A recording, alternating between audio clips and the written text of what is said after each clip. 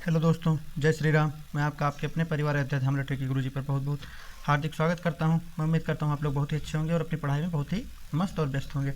तो जैसा कि आप लोगों ने थंबनेल में देखा हो कि आज हम लोग पढ़ेंगे संधि। एक ही वीडियो संधि की आएगी और वो भी होगी मास्टर वीडियो। एक ही वीडियो में हम संधि का सारा झमेला खत्म कर देंगे। तो आइए हम लोग ज़्यादा बात नहीं करते हुए देखते हैं। यहाँ पर दिया हुआ है संधि। संधि का शाब्दिक अर्थ होता है मेल। संधि का शाब्दिक अर्थ क्या होता है? मेल। परिभाषा इसकी क्या होती है? दो वर्णों या ध्वनियों का मेल। दो वर्णों या ध्वनियों का मेल को संधि कहते हैं। दो वर्णों या ध्वनियों के मेल को संधि कहते हैं। जैसे कि यहाँ पर एग्जाम्पल आप लोग देख रहे हैं, दिया हुआ है विद्या धन आलय। विद्या धन आलय बराबर क्या हो जाएगा? विद्यालय। विद्या धन आलय बराबर हो जाएगा विद्यालय। उसके बाद में पुस्तक धन आलय बराबर हो जाएगा पुस्तकालय। पुस्तक धन आलय हो जाएगा बराबर। जैसा कि तो देखिए आगे दिया हुआ है संधि के प्रकार। आइए हम लोग देखते हैं संधि कितने प्रकार के हैं। संधि मूलतः 3 प्रकार की होती है। पहली होती है स्वर संधि, दूसरी होती है व्यंजन संधि, तीसरी होती है विसर्ग संधि। स्वर संधि क्या होती है? देखिए, स्वर संधि होती है दो स्वरों के मेल को स्वर संधि कहते हैं। दो स्वरों के मेल को स्वर संधि कहते हैं। इसी प्रकार दो व्यंजनों के मेल अथवा या एक स्वर और एक व्यंजन के मेल को व्यंजन संधि कहते हैं। इसी प्रकार विसर्ग संधि क्या होती है? विसर्ग संधि में विसर्ग के मेल को विसर्ग संधि कहते हैं। विसर्ग यही है कि संधि 3 प्रकार की होती है ना, उसमें पहली संधि क्या होती है? स्वर संधि। तो स्वर संधि में भी 5 प्रकार होते हैं। स्वर संधि जो होती है 5 प्रकार की होती है। पहली होती है दीर्घ स्वर संधि, दूसरी होती है गुण स्वर संधि, तीसरी होती है वृद्धि स्वर संधि, चौथी होती है यण स्वर संधि, पांचवी होती है अयादि स्वर संधि। मूलतः यही स्वर संधि अधिकतर एग्जामों में पूछी जाती है। तो आइए हम लोग इसको ज़्यादा बात न करते हुए डायरेक्टली ट्रिक से याद करते हैं। इसकी ट्रिक क्या है देखते हैं। आइए तो देखिए यहाँ पर दिया हुआ है दीर्घ संधि। दीर्घ संधि जिस शब्द के मेल में आ ई उ आए वहाँ दीर्घ स्वर संधि, यही पहचान होती है। आ ई बड़ा आ बड़ी ई बड़ा उ आए तो वहाँ पर दीर्घ स्वर संधि होती है। एग्जाम्पल विद्यालय विद्याधन आलय, मुनि धन इंद्र मुनीन्द्र, भानुधन उदय बराबर भानुदय। तो देखिए इसकी ट्रिक क्या है। दीर्घ मतलब क्या होता है? दीर्घ मतलब होता है बड़ा। दीर्घ मतलब क्या होता है? दीर्घ को हम लोग क्या बोलते हैं? बड़ा, जो सबसे बड़ा हो। तो यहाँ पर क्या दिया है? बड़ा। तो बड़ा आ दिया है ना, तो दीर्घ मतलब बड़ा होता है। तो बड़ा यहाँ पर दिया है बड़ा आ, बड़ी ई, बड़ा ऊ। तो जिस भी संधि में दिया होगा बड़ा आ बड़ी ई बड़ा ऊ, वहाँ पर होगी दीर्घ संधि। जैसे यहाँ पर दिया है विद्याधन आलय। देखिए यहाँ विद्या में देखिए बड़ा का मंत्र लगा हुआ है ना, विद्याधन आलय। ये देखिए यहाँ पर भी है विद्याधन आलय। सेम इसी प्रकार यहाँ पर देखिए मुनीन्द्र, मुनीन्द्र में भी बड़ी ई की है ना, मुनिधन इंद्र, मुनिधन इंद्र। उसी प्रकार यहाँ पर देखिए भानुदय, भानुदय। तो इसका जब संधि विच्छेद करेंगे भानुधन उदय, भानुधन उदय। तो जिस भी शब्द में बड़ा आ बड़ी ई बड़ा ऊ आएंगे वहाँ पर दीर्घ स्वर संधि होती है। अब देखिए दूसरी कौन संधि है? दूसरी है ये स्वर संधि ही है। स्वर संधि में दूसरी संधि है गुण स्वर संधि। कौन संधि है? गुण संधि। इसकी पहचान क्या है? इसकी पहचान है छोटा आ छोटी ई बराबर ए। जहाँ भी देखिए छोटा आ और छोटी ई जब मिलते हैं तो ए का निर्माण होता है। आ और ई मिलके ए बनाते हैं। उसी प्रकार छोटा आ और छोटा ऊ मिलके ओ बनाते हैं। तो इसकी ट्रिक क्या है? एक मात्रा वाले शब्दों में गुण संधि होती है। एक मात्रा वाले शब्दों में गुण संधि होती है या होगी। तो देखिए इसकी ट्रिक क्या है? इसकी ट्रिक है जब किसी भी इंसान की शादी होती है तो देखिए जब पंडित देखते तो कहते हैं इसके एक एक गुण मिल रहे हैं, एक एक गुण, इसके एक एक गुण। पंडित जी क्या कहते हैं? एक एक। वैसे तो कहते हैं 36 गुण मिलने चाहिए, लेकिन हम लोग को याद करने से मतलब तो हम लोग कहेंगे कि इसके एक एक गुण मिलती है। इन लोगों का एक एक गुण मिलना चाहिए, इन लोगों का एक एक गुण मिलना चाहिए। देखिए यहाँ पर दिया हुआ महेश, महेश दिया हुआ है। तो इसकी संधि विच्छेद जब करें तो महाधन ईस हो जाएगा, महाधन। तो देखिए इसमें एक शब्द है ना, एक एक गुण। हम लोगों की ट्रिक क्या थी? एक एक गुण। तो एक एक से एक मात्रा होला। इसका मतलब ये है जहाँ भी एक मात्रा लगी हुई दिखाई देगी वहाँ पर हमेशा गुण स्वर संधि होगी। और ट्रिक क्या थी? एक एक गुण। तो गुण से गुण हो जाएगा। एक मात्रा जहाँ भी लगी होगी वहाँ पर हमेशा दीर्घ स्वर संधि गुण स्वर संधि होगी। दूसरा लंकेश। देखिए इसमें भी एक मात्रा लंका धन ईस। तीसरा सूर्योदय। देखिए यहाँ पर भी एक मात्रा सूर्य धन उदय। इसी प्रकार एक इसमें और नियम होता है और री का नियम होता है। तो महाधन ऋषि हो जाएगा, महाधन ऋषि। तो कहने का मतलब ये है जहाँ भी आप लोग एक मात्रा वाला देखेंगे शब्द वहाँ पर हमेशा होगा गुण स्वर संधि। तो देखिए हम लोगों ने दीर्घ स्वर संधि पढ़ ली, गुण स्वर संधि पढ़ ली। अब आइए हम लोग देखते हैं वृद्धि स्वर संधि पहचानने की ट्रिक। देखिए यहाँ ट्रिक क्या लिखी है? दो मात्रा वाले शब्दों में वृद्धि संधि होती है। दो मात्रा वाले शब्दों में वृद्धि संधि होती है। पहचान क्या होती है? ओ और ए। ए का निर्माण कैसे होता है? छोटा आ और ए मिलता है तो बराबर ए बनता है। उसी प्रकार अ का निर्माण जब छोटा आ प्लस ओ मिलता है तो अ बनता है। तो इसकी ट्रिक देखिए, वृद्धि का मतलब क्या होता है? बढ़ोतरी। वृद्धि का मतलब क्या होता है? दोगुना, बढ़ोतरी। तो देखिए गुण में क्या था, गुण में था कि एक एक गुण मिलने चाहिए, तो गुण में एक एक एक जहाँ एक मात्रा वाले शब्द आएंगे वहाँ पर गुण स्वर संधि होगी। इसी प्रकार वृद्धि का मतलब होता है बढ़ोतरी, तो जहाँ भी दो मात्रा आपको दिखाई देगी वहाँ पर हमेशा वृद्धि स्वर संधि होगी। जहाँ पर भी दो मात्रा दिखाई देंगी वहाँ पर हमेशा वृद्धि स्वर संधि होगी। कौन सी स्वर संधि होगी, वृद्धि स्वर संधि होगी। तो देखिए यहाँ पर दो मात्रा दिखाई दे रही है, बनौषधि, बनौषधि। इसी प्रकार जब इसका संधि विच्छेद करें, बन धन औषधि, बन धन औषधि। देखिए दो मात्रा से इसी प्रकार यहाँ पर है तथेव, तथेव। देखिए तथा धन, इसका जब संधि विच्छेद करेंगे तो क्या हो जाएगा, तथा धन एव हो जाएगा, तथा धन एव। देखिए यहाँ पर दो मात्रा है ना। इसी प्रकार आगे दिया मतैक, मतैक। जब इसका संधि विच्छेद करें तो हो जाएगा मत धन एक। देखिए यहाँ पर भी दो मात्रा दिया। कहने का मतलब ये है जहाँ भी आप लोग एक मात्रा वाले शब्द देखेंगे वहाँ पर गुण स्वर संधि होगी, जहाँ पर भी दो मात्रा वाले स्वर संधि देखेंगे वहाँ पर हमेशा जहाँ पर भी आप लोग दो मात्रा वाले शब्दों को देखेंगे वहाँ पर होगी हमेशा वृद्धि स्वर संधि। तो हम लोगों ने क्या क्या पढ़ लिया, स्वर संधि पढ़ ली। स्वर संधि में पहली स्वर संधि थी हमारी दीर्घ स्वर संधि, दूसरी थी गुण स्वर संधि, तीसरी थी वृद्धि स्वर संधि। अब हम लोग पढ़ेंगे चौथी अपनी यण स्वर संधि। इसको पहचानने की ट्रिक क्या है, ट्रिक देखिए, जहाँ भी या वा और कहीं कहीं री भी आता है, जहाँ भी या वा री के साथ आधा, ये आधा है, जहाँ भी आधा अक्षर आए तो वह आधा अक्षर पूरा बन जाएगा। जहाँ भी आधा अक्षर आएगा जब उसका संधि विच्छेद करेंगे तो आगे आप लोग देखेंगे एग्जाम्पल में, जहाँ भी इसको हम संधि विच्छेद करें तो वह आधा पूरा अक्षर में कन्वर्ट हो जाएगा, बदल जाएगा। तो देखिए इसको पहचानने की ट्रिक क्या है, जहाँ भी या और वा और रा के पहले आधा अक्षर आए वहाँ पर हमेशा पूरा वर्ग अक्षर बन जाएगा। तुम्हारी ट्रिक क्या थी, जहाँ भी या वा और री के पहले आधा अक्षर दिखाई देगा वहाँ पर हमेशा यण स्वर संधि होगी। तो देखिए यहाँ पर एग्जाम्पल लिखा हुआ है, एग्जाम्पल लिखा हुआ है अध्यक्ष। तो हम लोगों ने क्या पढ़ा था, या वा के साथ अगर कोई भी आधा अक्षर आएगा तो पूरा अक्षर में बदल जाएगा। यहाँ पर लिखा अध्यक्ष, यहाँ पर देखिए ध आधा है ना, तो जब इसका हम संधि विच्छेद करेंगे तो अधिधन अक्ष हो जाएगा, अधिधन अक्ष। सेम उसी प्रकार यहाँ पर देखिए स्वागत लिखा, तो जब इसका हम संधि विच्छेद करेंगे तो ये हो जाएगा सुधन आगत, सुधन आगत, सुधन आगत। और उसी प्रकार देखिए ये वा वाला था, उसके बाद में या देखिए ये यहाँ पर दिया हुआ है इत्यादि, इत्यादि, तो ये हो जाएगा इत धन आदि। से इस प्रकार यद्यपि, यति धन अपि हो जाएगा। तो कहने का मतलब ये है जहाँ पर भी आप लोग या और वा और री के पहले आधा शब्द देखेंगे वहाँ पर हमेशा यण स्वर संधि होगी। यही हमारी पहचानने की ट्रिक है। आगे दिया हुआ री, जैसे कि पितृ, पित्राज्ञा, तो ये हो जाएगा पितृधन आज्ञा। इस प्रकार मात्राज्ञा, मातृधन आज्ञा। तो हम लोगों को मात्र पिता और माता जी की दोनों लोगों की आज्ञा माननी चाहिए। तो देखिए हम लोगों ने क्या क्या पढ़ा, स्वर संधि पढ़ी। स्वर संधि में क्या, स्वर संधि 5 प्रकार की होती है। उसमें पहली थी हमारी दीर्घ स्वर संधि, दूसरी थी गुण स्वर संधि, तीसरी थी हमारी वृद्धि स्वर संधि, चौथी थी हमारी यण स्वर संधि। अब आइए हम लोग अपनी 5वीं संधि पढ़ते हैं। 5वीं है हमारी, ये भी स्वर संधि के अंतर्गत आती है, यह है अयाधि स्वर संधि। इसको पहचानने की सबसे आसान ट्रिक है, इसको पहचानने की सबसे आसान ट्रिक है।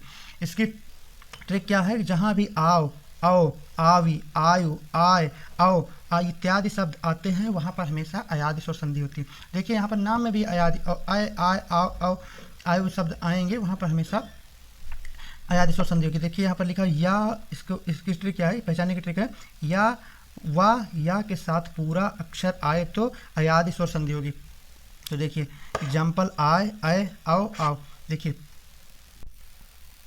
एग्जाम्पल है आय, आओ। देखिए चयन, यहाँ पर लिखा क्या है, चयन। तो देखिए चे धन अन हो जा रहा है, चे धन अन हो जा रहा है। यहाँ पर एक चीज़ और भी होगा, अन, अन, आओ, ये भी अन भी आप कर लीजिए, अन भी होगा। देखिए चे धन अन, अन, तो ने धन अन, ने धन अन। सेम प्रकार गायक में देखिए गय धन अक। देखिए वहाँ पर था ना आओ, आओ, आओ, आयु, तो आए तो वहाँ पर हमेशा क्या हो जाता है, अयादि स्वर संधि। तो गायक में देखिए गय धन अक, गय धन अक।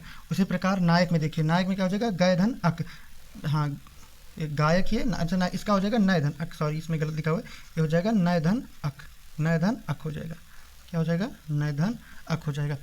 हाँ इसी के साथ हम आप लोगों को एक चीज़ और बता दें, कहीं कहीं देखिए कभी कभी एग्जामों में, बहुत सारे एग्जामों में पवन और पावन का संधि विच्छेद पूछ लेता है। तो देखिए जब भी कहीं अगर पवन लिखा रहे उसका संधि विच्छेद होगा, अगर कहीं पवन लिखा रहे तो उसका संधि विच्छेद होगा पो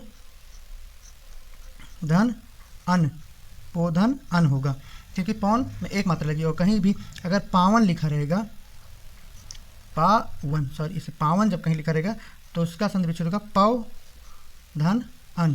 सेम इसी प्रकार हो जाएगा, कहीं गायक लिखा रहे तो गय धन अक हो जाएगा, गय धन अक हो जाएगा, गय धन अक। देखिए यहाँ पर दिया हुआ है आओ, आओ से, तो भो भवन यहाँ पर दिया है भवन, तो भवन का हो जाएगा भो धन अन। सेम इसी प्रकार चावन लिखा तो चौधन ओन, यहाँ पर लिखा है पावन तो पौधन अन हो जाएगा। क्या हो जाएगा, पौधन अन। यहाँ पर लिखा पवित्र तो क्या हो जाएगा, पोधन इत्र। क्या हो जाएगा, क्या हो जाएगा, पोधन इत्र। क्या हो जाएगा, पोधन इत्र। तो हम लोगों ने संधि पढ़ी। संधि में हम लोगों ने पढ़ा संधि का शाब्दिक अर्थ होता है मेल। और संधि 3 प्रकार की होती है, स्वर संधि, व्यंजन संधि और विसर्ग संधि। स्वर संधि 5 प्रकार की होती है, जिसमें हम लोगों ने पहला पढ़ा, पहली हमारी संधि थी दीर्घ स्वर संधि। उसको पहचानने की ट्रिक थी, जहाँ भी बड़ा आ बड़ी ई बड़ा हुआ है, वहाँ पर दीर्घ स्वर संधि होगी। दूसरी संधि हमारी थी गुण स्वर संधि, उसको पहचानने की ट्रिक थी, जहाँ भी एक मात्रा वाले शब्द है वहाँ पर हमेशा गुण स्वर संधि होगी। तीसरी हमारी संधि थी वृद्धि स्वर संधि, वृद्धि का मतलब ही होता है बड़ा, बढ़ोतरी, तो अब जहाँ पर भी दो शब्द आए वहाँ पर हमेशा क्या होगी, वृद्धि स्वर संधि। तीसरी हमारी थी यण स्वर संधि, उसको पहचानने की ट्रिक थी या वा रई के पहले कहीं भी आधा अक्षर है तो आधा अक्षर पूरा में कन्वर्ट हो जाएगा, वहाँ पर होगी यण स्वर संधि। और पांचवी हमारी थी अयादि स्वर संधि, उसको पहचानने की ट्रिक थी अय आओ आओ आओ की कहीं भी अगर बोलने में आवाज़ आती है, आवाज़ आती है तो वहाँ पर हमेशा अयादि स्वर संधि हो जाएगी, जैसे कि पो धन अंत, देखिए पो धन पौ पौ पौ पौ अवार है ना अव। तो इसी प्रकार आइए हम लोग पढ़ते हैं आगे। तो हम लोगों ने स्वर संधि को कंप्लीट कर लिया, आइए हम लोग आगे पढ़ते हैं। आइए हम लोगों ने स्वर संधि पढ़ लिया, अब हम लोग पढ़ते हैं व्यंजन स्वर संधि। तो देखिए यहाँ पर दिया हुआ व्यंजन संधि। व्यंजन संधि में क्या होता है, दो व्यंजनों का मेल या एक स्वर एक व्यंजन के मेल को व्यंजन संधि कहते हैं। एग्जाम्पल है ये पहला नियम है। पहले नियम में क्या होता है, जो पहला अक्षर होता है किसी भी वर्ग का पहला अक्षर तीसरे अक्षर में बदल जाता है, तो होता है पहला नियम। तो देखिए यहाँ पर दिया हुआ दिगंबर, दिगंबर के जब संधि विच्छेद करेंगे हो जाएगा दिक धन अंबर। सेम उसी प्रकार अचंत दिया हुआ, जब अजंत का संधि विच्छेद करें अच धन अंत हो जाएगा। इसी प्रकार यहाँ पर सदगुण दिया हुआ, सदगुण जब सदगुण का संधि विच्छेद करें सत धन गुण हो जाएगा, क्योंकि पहला अक्षर तीसरे अक्षर में कन्वर्ट हो जाता है। तो देखिए यहाँ पर दूसरा नियम दिया है। दूसरा नियम क्या है, पहले का पांचवें वर्ग में परिवर्तन हो जाता है, पहले का पांचवें वर्ग में परिवर्तन हो जाता है। तो यहाँ पर दिया हुआ जगन्नाथ, तो जगन्नाथ जगत धन नाथ, पहला अक्षर क्या है, किसी वर्ग का पहला अक्षर क्या है जा, और उसका पांचवा अक्षर क्या है त। तो देखिए दूसरा नियम क्या है, पहले का पांचवें वर्ग में परिवर्तन हो जाता है। यहाँ पर दिया है जगन्नाथ, जगन्नाथ, देखिए यहाँ पर जगत धन नाथ हो जाएगा, तो जा वर्ग का पहला अक्षर और ना जो है वर्ग का आखिरी अक्षर है, तो जगत धन जगन्नाथ, यहाँ पर जो इसका संधि विच्छेद हो जाएगा जगत नाथ। उसके बाद में यहाँ दिया है तन्मय, तो यहाँ पर तन्मय क्या हो जाएगा तत् धन मय, क्योंकि पहला जो अक्षर होता है हमेशा पांचवें अक्षर में बदल जाता है ना, दूसरा नियम कहता है। तो आइए हम लोग तीसरा नियम पढ़ते हैं। व्यंजन संधि का तीसरा नियम होता है द्विज व्यंजन नियम, अर्थात दो व्यंजनों का एक साथ आना, दो व्यंजनों का एक साथ आना। देखिए यहाँ पर दो व्यंजन उल्लेख, उल्लेख देखिए यहाँ पर उल्लेख दिया, तो इसको संधि विच्छेद हो जाएगा उत धन लेख। सेम उसी प्रकार उड्डयन दिया, देखिए दो व्यंजन उड्डयन, जब उड्डयन का संधि करेंगे तो हो जाएगा उत धन डयन। सेम उसी प्रकार आगे दिया तधित, तधित तधित, तो तधित का जब संधि विच्छेद तत् धन धित हो जाएगा, तत् धन धित हो जाएगा। अब व्यंजन संधि का चौथा नियम क्या कहता है, जो ड़ा होता है का परिवर्तन ना में हो जाता है, ड़ा का परिवर्तन जो है ना में हो जाता है। एग्जाम्पल के लिए देखिए यहाँ पर दिया गया है रामायण, रामायण में देखिए लास्ट में अड़ा है ना, अड़ा, अड़ा का जो है परिवर्तन ना में हो जाता है, अड़ा का परिवर्तन ना में हो जाता है। रामायण, रामायण क्या हो जाएगा राम धन संधि विच्छेद जब करेंगे राम धन अयन, देखिए यहाँ पर अड़ा दिया, यहाँ पर लास्ट में ना दिया हुआ है राम धन अयन। इसी प्रकार तृष्णा, यहाँ पर तृष्णा दिया हुआ, तृष्णा इसका संधि विच्छेद करेंगे त्रिस धन ना, त्रिस धन ना। तो आइए अब हम लोग अपना पांचवा नियम पढ़ते हैं। पांचवा नियम होता है खष्टी सा का सा में, दंती वाले सा में परिवर्तन हो जाता है।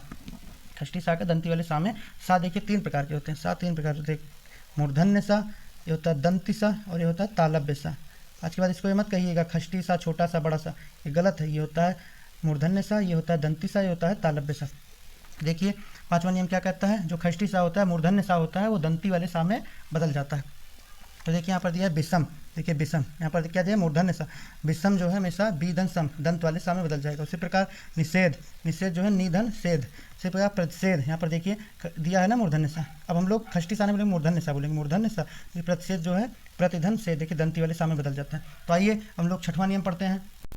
छठवां नियम क्या कहता है, अंगा या विसर्ग को हम माँ में परिवर्तन कर देते हैं, माँ में इसको विसर्ग बोलते हैं, इसको विसर्ग बोलते हैं, अनुस्वार और विसर्ग, सॉरी। तो देखिए छठवां नियम क्या कहता है, अनुस्वार को हमेशा माँ में परिवर्तन, अनुस्वार का हमेशा माँ में परिवर्तन, अंका को इसको अनुस्वार बोलते हैं, इसको क्या बोलते हैं अनुस्वार। देखिए ये होता है अंक, और ये जो आ होता है इसको बोलते हैं अनुस्वार, इसको बोलते हैं विसर्ग। ये अयोगवा वर्ण होते हैं, इसको आप लोग वर्णमाला में पढ़ेंगे। इसके बाद जो चैप्टर होगा समास का, उसके बाद वर्णमाला हम लोग पढ़ेंगे या देखेंगे कोई और चैप्टर तब। तो ये है अनुस्वार, ये है क्या है अनुस्वार है। तो अनुस्वार को हमेशा माँ में परिवर्तन, अनुस्वार का हमेशा माँ में परिवर्तन हो जाता है। देखिए यहाँ पर एग्जाम्पल क्या दिया हुआ है, संकलन, देखिए यहाँ पर अनुस्वार लगा हुआ है, संकलन दिया है, एग्जाम्पल क्या दिया संकलन, तो इसका संधि विच्छेद जब तो समधन कलन, समधन, क्योंकि अनुस्वार हमेशा माँ में परिवर्तित हो जाता है, तो समधन कलन, समधन कलन। सेम उसी प्रकार देखिए सन्यासी, यहाँ पर गलत लिखा हुआ, सन्यासी ऐसे लिखा जाता है, कभी कभी पूछ लेता है सन्यासी की वर्तनी बताइए, सन्यासी ऐसे, सन्यासी गलत, सन्यासी में हमेशा ऊपर अनुस्वार लगाता है, बाद में आधा ना होता है। देखिए सन्यासी के संधि विच्छेद करेंगे तो समधन न्यासी हो जाएगा, क्या हो जाएगा समधन न्यासी। तो आइए हम लोग अपना सातवां नियम पढ़ते हैं।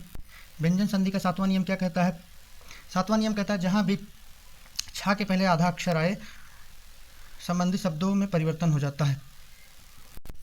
व्यंजन संधि का 7वां नियम कहता है जहाँ भी आधा चा और छा संबंधी शब्द आए तो वहाँ हमेशा आधा चा हमेशा पूरे छा में परिवर्तन हो जाता है। देखिए यहाँ पर दिया हुआ एग्जाम्पल के लिए प्रतिच्छेद, क्या दिया है? प्रतिच्छेद। तो जब हम लोग इसका संधि विच्छेद करें तो ये हो जाएगा प्रतिधन छेद, जो आधा चा है ये पूरे छा में कन्वर्ट हो जाएगा। सेम उसी प्रकार यहाँ पर दिया अनुच्छेद, अनुच्छेद का जब हम लोग संधि विच्छेद करें तो अनुधन छेद हो जाएगा, अनुधन छेद हो जाएगा।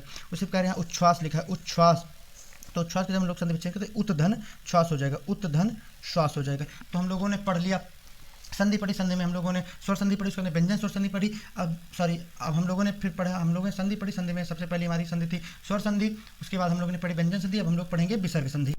तो देखिए यहाँ पर दिया है विसर्ग संधि। विसर्ग मतलब यही होता है, विसर्ग जहाँ भी दो शब्द संधि विच्छेद करने के बाद दो बूंदी आ जाए, पहचानने के लिए ट्रिक हम बना सकते हैं, जहाँ भी दो बूंदी आ जाए वहाँ हमेशा विसर्ग संधि होती है। जहाँ भी संधि विच्छेद करने के बाद दो बूंदी आ जाए वहाँ दो बूंदी का अर्थ होता है विसर्ग, ये है विसर्ग। अनुस्वार ये होता है अनुस्वार, आगे हम लोगों ने बताया ये अनुस्वार होता है, ये होता है विसर्ग, ये वर्ण होते हैं, ये वर्णमाला में हम लोग पढ़ेंगे। देखिए यहाँ पर दिया है विसर्ग संधि।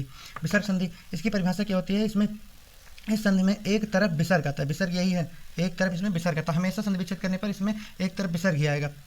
देखिए यहाँ पर जब लिखा है मनोदशा अधोगति मनोरंजन, तो जब मनोदशा का हम लोग संधि विच्छेद करेंगे तो हो जाएगा मना, मनाधन दशा, मनाधन दशा, जब हम लोग संधि विच्छेद करेंगे तो हो जाएगा मनाधन दशा। सेम इसी प्रकार यहाँ पर दिया अधोगति, तो इसका संधि विच्छेद करने पर अधाधन गति हो जाएगा, अधाधन गति। उसी प्रकार यहाँ पर दिया मनोरंजन, उसी प्रकार यहाँ पर दिया है मनोरंजन, तो मनोरंजन जब हम लोग संधि विच्छेद करेंगे तो मनाधन रंजन हो जाएगा, मनाधन रंजन हो जाएगा। तो देखिए विसर्ग संधि का दूसरा नियम क्या कहता है? इसमें राज की जगह हमेशा विसर्ग का प्रयोग किया जाता है, रा की जगह हमेशा विसर्ग होता है। क्या लिखा है? दुर्गम, तो दुर्गम का संधि विच्छेद करके दुधन गम हो जाएगा, दुधन गम हो जाएगा। ये रा जो होता है इसकी जगह पर हमेशा विसर्ग का प्रयोग करते हैं, विसर्ग का। और ये प्रकार निर्बल दिया, निर्बल के संधि विच्छेद का निधन बल हो जाएगा। उसी प्रकार निरौषध दिया है, निरौषध के संधि विच्छेद करेंगे तो हो जाएगा निधन औषध। तो देखिए हम लोगों ने विसर्ग संधि का दो नियम पढ़ा। तीसरा नियम क्या कहता है? विसर्ग संधि का तीसरा नियम कहता है दंती सा, तालव्य सा और मूर्धन्य सा के स्थान पर विसर्ग का प्रयोग किया जाता है। देखिए यहाँ पर यह है मूर्धन्य सा, तो दुष्कर, दुष्कर से संधि विच्छेद दूधन कर हो जाएगा। इसी प्रकार निश्चल, निधेय है तालव्य सा, जब निश्चल का संधि विच्छेद होगा तो निधन छल हो जाएगा। इसी प्रकार नमस्ते, यहाँ पर देखिए दंती सा है, तो जब नमस्ते का संधि विच्छेद करेंगे नमधन ते हो जाएगा, नमधन ते हो जाएगा। तो मैं उम्मीद करता हूँ कि आप लोगों को यह वीडियो बहुत अच्छी लगी हुई होगी और ये ट्रिक भी आप लोग बहुत अच्छी तरीके से समझ में आई होगी। तो यदि यह वीडियो बहुत अच्छी लगी हो तो आप लोग अपने परिवार अध्ययन हमारे टीके गुरुजी को लाइक शेयर और सब्सक्राइब जरूर कीजिए। तब तक के लिए हंसते रहिए, मुस्कुराते रहिए। मिलते हैं नेक्स्ट वीडियो में। जय श्री राम।